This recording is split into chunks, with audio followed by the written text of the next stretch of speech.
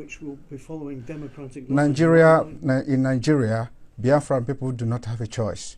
Simon Ekpa ó kéde kónílé ó gbélé ọlọ́jọ́ márùn-ún ní ilẹ̀ Biafra. Àwọn ọlọ́pàá mú wọ́n fọ̀rọ̀ wá lẹ́nu wò wọ́n sì tún fi kalẹ̀ padà. Iléeṣẹ́ ọlọ́pàá ní orílẹ̀-èdè Finland wọ́n ti tú adelé olórí ẹgbẹ́ ajìjàǹgbara tó ń pè fún òmìnira ilẹ̀ Biafra Simon Ekpa sílẹ̀ lẹ́yìn tí wọ́n fi òfin mú un sọ́dọ̀ fún ọ̀pọ̀lọpọ̀ wákàtí.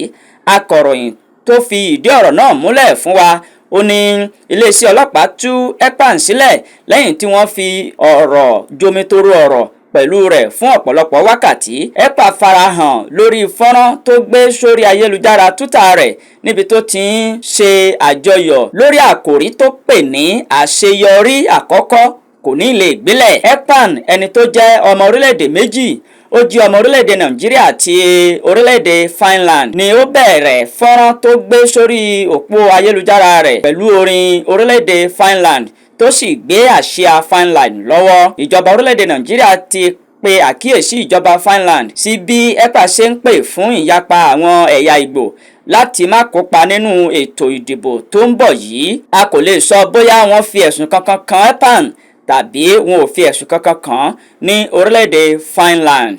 Iléeṣẹ́ ọlọ́pàá ní orílẹ̀-èdè Finland gbá Simon Ekpa mú ẹni tó kéde kónílé ó ń gbélé ní ẹkùn gúúsù ìlà oòrùn orílẹ̀-èdè Nàìjíríà ṣáájú ètò ìdìbò ààrẹ tó ń bọ̀ lọ́jọ́ Sátidé. Ó ké sí gbogbo àwọn ẹ̀yà Ìgbò wípé kí onílé ó gbélé rẹ̀ fún ọjọ́ márùn-ún gbáko. Ohun tí wọ́n mú Ekpa fún ni kò tí ì yé àwọn ènìyàn ṣùgbọ́n o mímú Ekpa wáyé lẹ́yìn tí ìjọba àpapọ̀ orílẹ̀-èdè Nàìjíríà ké sí aṣojú ìjọba Finland ní orílẹ̀-èdè Nàìjíríà wípé Simon Ekpa ó ń dúnkookò lórí ètò ìdìbò tó ń bọ̀. Ó sì sọ fún àwọn ẹ̀yà Ìgbò wípé wọn ò gbọ́dọ̀ dìbò tí Nàìjíríà kò bá wá ojútùú sí tútú Nnamdi Kanu sílẹ̀. Ìjọba Nàìjíríà ní àwọn kò ní fi ọwọ́ kékeré mú Ekpa tí ìjọba Finland bá kùnà láti ṣe ohun tó yẹ lórí ìdúnkookò ọkùnrin náà láti da ètò ìdìbò rú. Agbẹnusọ iléeṣẹ́ ìròyìn Finland ó sọ fún àwọn akọ̀ròyìn wípé akọ̀ròyìn àti àwọn oníròyìn ní orílẹ̀-èdè Finland wọ́n lọ bá Ekpa nílé láti fọ̀rọ̀ wá lẹ́nu wò. Iléeṣẹ́ ọlọ́pàá wọ́n sì gbìyànjú láti mú un ṣùgbọ́n akọ̀ròyìn ní orílẹ̀-èdè Finland ń bi iléeṣẹ́ ọlọ́pàá léèrè wípé kí ló ṣe wọn ò rí nǹkan kan sọ. Akọ̀ròyìn náà Matita Jokna ó sọ fún àwọn akọ̀ròyìn lọ́wọ́ yìí wípé kí ni Ekpa ń ṣe ṣùgbọ́n àwọn ọlọ́pàá wọn ò rí nǹkan kan sọ. Simon Ekpa jẹ́ ọmọ orílẹ̀-èdè Nàìjíríà bẹ́ẹ̀ sì ni ó tún jẹ́ ọmọ orílẹ̀-èdè Finland tó jẹ́ adelé olórí ẹgbẹ́ tó ń pè fún òmìnira ilẹ̀ Biafra Nnamdi Kanu.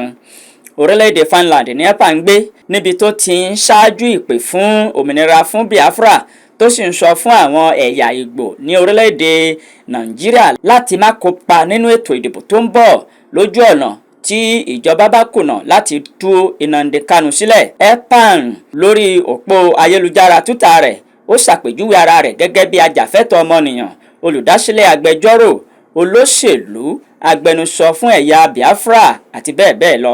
Ó kéde ọjọ́ márùn-ún láti ọjọ́ 23 títí di ọjọ́ 28 gẹ́gẹ́ bí ọjọ́ kónílé ó gbélé tí ìdúnkookò yìí tó sì ti dá rògbòdìyàn sílẹ̀ ní ilẹ̀ Biafra. Simon Ekpa ó kéde kónílé ó gbélé ọlọ́jọ́ márùn-ún. Àwọn ọlọ́pàá náwó mú wọ́n fọ̀rọ̀ wá lẹ́nu wò wọ́n sì ti tú kalẹ̀ padà lẹ́yìn ọ̀pọ̀lọpọ̀ wákàtí lágọ̀ọ́ ọlọ́pàá ní orílẹ̀-èdè Finland. In Nigeria, Biafran people do not have a choice, and that is a historical problem created by the Britain. So everybody, as you have been a journalist with your experience and the history of Nigeria, you agree with me that Nigeria is a mistake because of the tribal and dangerous diversity in Nigeria, which is also a destructive diversity. So when you give the people the choice to choose how they want to live, that is a true democracy. A democracy is not when you bring in the military and invent communities, burn the communities because people are protesting. You kill them. Is that democracy? Do you do that in the United Kingdom? The answer is no. But what about your role in all? What's your relationship with Mr. Kanu at the moment? Kano is the leader of indigenous people of Biafra, and I regard him as my leader. Ẹ dúró ná, ẹ má tí lọ, ẹ dákun, ẹ bá wa subscribe kì í já owó ènìyàn, bẹ́ẹ̀ ni kì í kó dátà ènìyàn lọ, kí ẹ fi máa rí àwọn iṣẹ́ wa tuntun ni, ẹ subscribe.